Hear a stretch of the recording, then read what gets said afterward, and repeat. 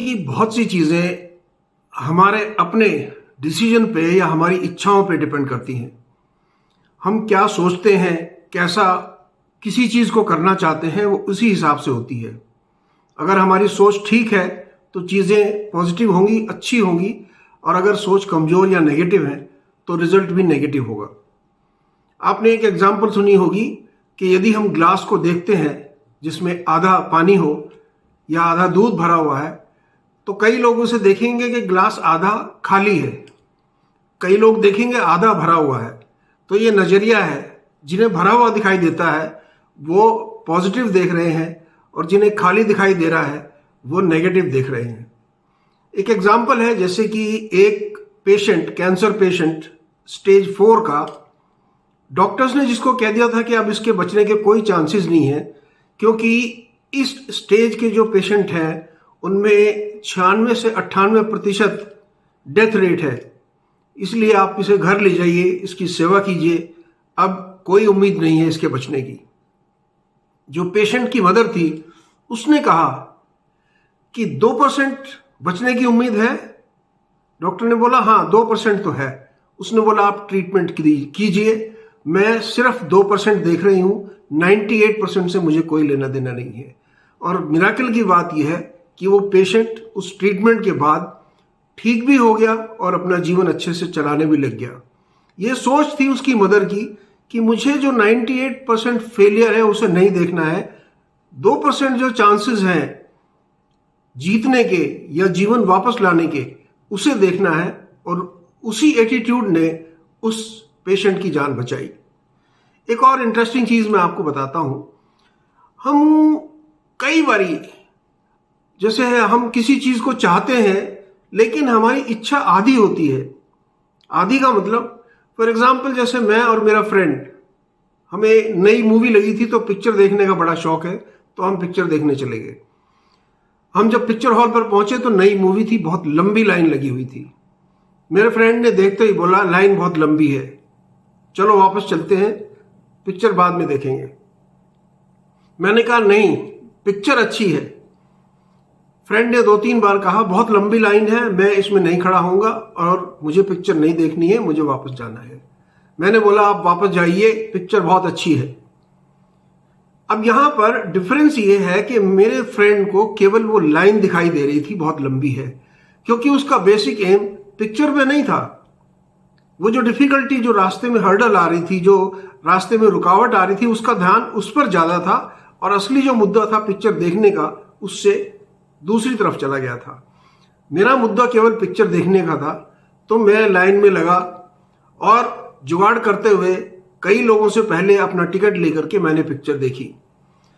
यहां पे समझने वाली बात यह है कि आपको वो दिखेगा या वो मिलेगा जो आप चाहते हैं। जो आप देखना नहीं चाहते वो आपको नहीं मिलेगा। अगर आप नेगेटिव देख रहे हैं, जैसे मेरे फ्रेंड को लंबी लाइन दिखाई दे रही थी, अच्छी पिक्चर दिखाई नहीं दे रही थी, तो वो वापस चला गया, इसलिए उसे वो चीज नहीं मिली। एक और आपको पुरानी स्टोरी बताता हूं। 18th सेंचुरी की बात है।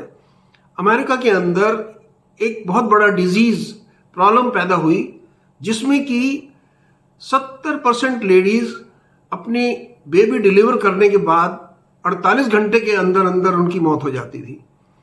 ये एक ऐसी प्रॉब्लम खड़ी हुई हॉस्पिटल्स के अंदर, तो डॉक्टर्स को समझ नहीं आ रहा था कि ऐसा क्यों हो रहा है। जैसे बेबी डिलीवर किया, उसके 48 घंटे के अंदर काफी सारी डेथ होती गई। और परेशान डॉक्टर्स क्या करते थे कि रात को जो डेड बॉडी थी, जो फेटस था, जो लेडी गुजर गई, उसकी बॉडी पर रिसर्च करते थे, समझने की कोशिश करते थे कि ये ऐसा क्यों हो रहा है, ताकि हम इनकी जान बचा सकें। और बहुत सारे डॉक्टर्स इस काम में लगे हुए थे। उनमें से एक डॉक्टर कई रिसर्च करने के बाद उसको ख्याल आया कि शायद हमें हाइजीनिक प्रॉब्लम है। कहने का मतलब, रात को हम डेड बॉडी के साथ उसका पोस्टमार्टम करते हैं, उसको स्टडी करते हैं, तो जो उसका इन्फेक्शन है हमारे हाथों में लगा हुआ है, और हम अच्छे से हाथों को सैनिटाइज नहीं करते, और इसी वजह से जब हम नेक्स्ट डे बेबी डिलीवर करने जाते हैं, उस लेडी को भी वो इन्फेक्शन लग जाता है, इसीलिए उसकी डेथ होती है। जब उसने ये बात अपने कोलीग्स को बताई तो उसके कुलीग्स उसकी मजाक बनाने लगे और हंसने लगे। उनसे कहा कि ये सरक गया है, इसका दिमाग हिल गया है। लेकिन कुछ समय के बाद एक दो डॉक्टर्स ने ट्राई किया कि क्यों ना हम अपने हाथ धो करके पेशेंट्स को दोबारा ट्रीट करें और डिलीवरी करवाएं। ताज्जुब की बात यह है कि जब ये ट्राई किया गया, 13 महीने की सफरिंग के बाद ये प्रॉब्लम एकदम गायब हो गई और ये डेथ रेट खत्म हो गया। कहने का मतलब हम कई बार गलत होते हैं, लेकिन हम उसे एक्सेप्ट करने के लिए तैयार ही नहीं होते, अपनी गलती मानने को तैयार नहीं होते और बहुत बड़ा नुकसान अपना या दूसरों का करते चले जाते हैं।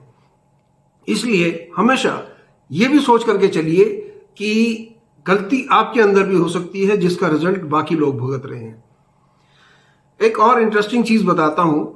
किसी ने एक ब्लैक कैट कमांडोज, हमारे सबसे top most well trained soldiers होते हैं, उनसे पूछा कि आप ब्लैक कैट कमांडो कैसे बन सकते हैं, कोई कैसे ब्लैक कैट कमांडो बन सकता है, क्या खूबियां होनी चाहिए। तो ब्लैक कैट ने जवाब दिया कि मैं ये तो नहीं बता सकता कि ब्लैक कैट कैसे बना जाता है, हाँ मैं ये बता सकता हूं कि ब्लैक कैट कौन नहीं बन सकता। जो लोग अपनी भारी भरकम बॉडी और मसल्स को दिखा करके दुनिया को प्रूव करते हैं कि मैं बहुत ताकतवर हूं, मेरे से आगे कोई नहीं है और मैं सब कुछ कर सकता हूं, वो कभी नहीं बनते हैं ब्लैक कैट। जो लोग ये कहते हैं कि मैं यूनिवर्सिटी चैंपियन हूं, स्टेट चैंपियन हूं, नेशनल लेवल पर मैंने अवार्ड्स लिए हुए हैं और मेरे अंदर ये 100 खूबियां हैं, वो भी कभी ब्लैक कैट नहीं बनते हैं। ब्लैक कैट वो लोग बनते हैं जो अपनी पूरी एनर्जी, पूरी क्षमता खर्च करना जानते हैं और एग्जॉस्ट होने के बाद यदि उन्हें लगे कि मेरे साथी को मेरी जरूरत है, तो वो उस क्षमता से आगे जाकर के अपने साथी की मदद करना चाहेंगे, अपने लेफ्ट वाले की, अपने राइट वाले की। यानी कॉमरेडशिप जिसके अंदर कूट कूट कर भरी होती है, वो ब्लैक कैट बनता है। कहने का मतलब कि हम सब के अंदर एक रिजर्वायर होता है एनर्जी का। यदि हम अपना सब कुछ एनर्जी खत्म करने के बावजूद किसी की हेल्प करना चाहते हैं, इसका मतलब आपके अंदर वो मादा है कि आप ब्लैक कैट बन सकते हैं। और यही एक खूबी ब्लैक कैट बनने के लिए चाहिए, जज्बा दिमाग के अंदर होना चाहिए, ये एक खूबी होती है। एक फेमस नाम आपने दुनिया के अंदर सुना होगा, नेल्सन मंडेला। लीडर्स के तौर पर लोग दुनिया में उसे एक अच्छा लीडर मानते हैं।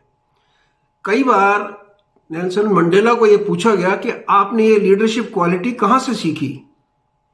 उसने हंस करके जवाब दिया, मैंने कहीं नहीं सीखी। नेल्सन मंडेला के फादर एक ट्राइबल लीडर थे। उसने कहा, बचपन में जब मेरे फादर ट्राइबल मीटिंग लेते थे, पूरा समाज इकट्ठा होता था, तो वो सभी को एक सर्कल में बिठाया करते थे। सर्कल में बैठने का फायदा ये था कि वो सबकी बात सुनते थे, सभी को बोलते थे कि अपनी जो है प्रॉब्लम है, जो बातें हैं, जो सजेशन है, आप मुझे बताएं। वो सबकी बात सुनते रहते थे, कभी इस तरह से हाँ या ना या नकारते नहीं थे, हाँ नहीं करते थे, चुपचाप उनकी बातें सुनते थे और लास्ट में वो बोलते थे। हमें कई बार बताया गया है कि हमें अच्छा लिसनर होना चाहिए, हमें सुनना आना चाहिए, लेकिन यहां पर क्या चाहिए है कि हमें लास्ट में बोलना भी सीखना चाहिए। यदि हम समय से पहले बोलेंगे तो हमें ना तो दूसरों के ओपिनियन पता चलेंगे, ना माहौल पता चलेगा, और हम उस माहौल में यदि अपनी ओपिनियन सबसे पहले दे दें तो उसके अंदर रिपरकशन या उसके अंदर रिवोल्ट या उसके अंदर चमचागिरी की वजह से आपको यस मैन काफी पैदा हो जाएंगे और एक्चुअली जो प्रॉब्लम है आप उसको सॉल्व नहीं कर पाएंगे। कई बार आपने देखा होगा, बॉसेस आएंगे, ये कर लीजिए, वो कर लीजिए, 10-12 इंस्ट्रक्शन दे करके, और फिर बताएंगे किसी को कुछ कहना है, क्योंकि वो बॉस है, अब किसी को कुछ नहीं कहना है, उन्होंने इंस्ट्रक्शन दे दी हैं। लेकिन जो अच्छा बॉस होगा वो कॉन्फ्रेंस में आने के बाद बोर्ड मीटिंग में सबकी बातें सुनेगा, हाँ ना नहीं करता है, और सबकी बातें सुनने के बाद फिर अपना व्यू पॉइंट रखेगा, और व्यू पॉइंट रखने के बाद 99% उसे पता होता है कि जिस्ट क्या है, लोग चाहते क्या है, इसलिए उसकी बातें 99% मान ली जाती हैं। उसमें कोई खर्चा नहीं होता उसका, लेकिन एक एटीट्यूड है जो मैनेजरियल नहीं, लीडरशिप क्वालिटी है उसके अंदर। एक छोटी सी और स्टोरी बताता हूं।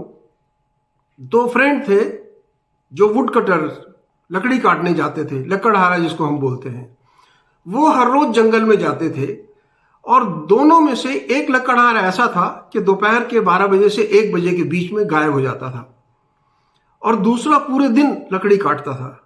लेकिन जो गायब हो जाता था वो ज्यादा लकड़ी काट करके ले जाता था। शाम को जब कई बार ऐसा हुआ तो जिसकी लकड़ियां कम थी, जो गायब नहीं होता था, पूरे दिन काम करता था, उसने अपने दोस्त से पूछा कि आप 1 घंटे के लिए गायब हो जाते हो, मैं पूरे दिन काम करता हूं, उसके बावजूद भी आप मुझसे ज्यादा लकड़ियां कैसे काट करके लाते हो? लकड़हारे ने बोला कि मैं गायब नहीं होता हूं, मैं 1 घंटे के लिए जो मेरी कुल्हाड़ी है उसको शार्प करने के लिए जाता हूं, उसको पैना करता हूं, क्योंकि आधे टाइम काम करने के बाद उसकी जो एज है खराब हो जाती है और जब मैं शार्प करके लाता हूं तो और स्पीड से मैं लकड़ियां काट सकता हूं कम समय में। यहां पर कैच ये है कि आप जीवन में बहुत मेहनत से कमा रहे हैं, बहुत मेहनत से ड्यूटी कर रहे हैं, बहुत मेहनत से अपना धर्म निभा रहे हैं, कर्म कर रहे हैं, लेकिन यदि आप अपने आप को ब्रेक नहीं दे पा रहे हैं तो एक न एक दिन आप पीछे स्लो होते चले जाएंगे और जो अपने आप को ब्रेक दे करके फ्रेश होकर के दोबारा अपने काम पर लगते हैं वो आपसे आगे निकलने शुरू हो जाएंगे। ये एक खास चीज है कि अपने को ब्रेक जरूर दीजिए। जैसे कहते हैं ना, कोल्हू का बैल चक्कर लगाते रहना, ऐसा जरूरी नहीं है। जीवन में रेस्ट, रिकूप, ये एक वर्ड होता है। अपने परिवार के साथ, अपने साथ समय बिताएं, आप ज्यादा सक्सेसफुल होंगे, आप ज्यादा फ्रूटफुल काम कर पाएंगे। इस वीडियो में मैं आपको ये फ्यू लेसन्स देना चाहता था दोस्तों। मुझे उम्मीद है कि आपको ये वीडियो पसंद आएगी। यदि मेरे चैनल पर नए हैं तो धर्मेंद्र मान मोटिवेशनल सब्सक्राइब जरूर कर लें। Take care, God bless.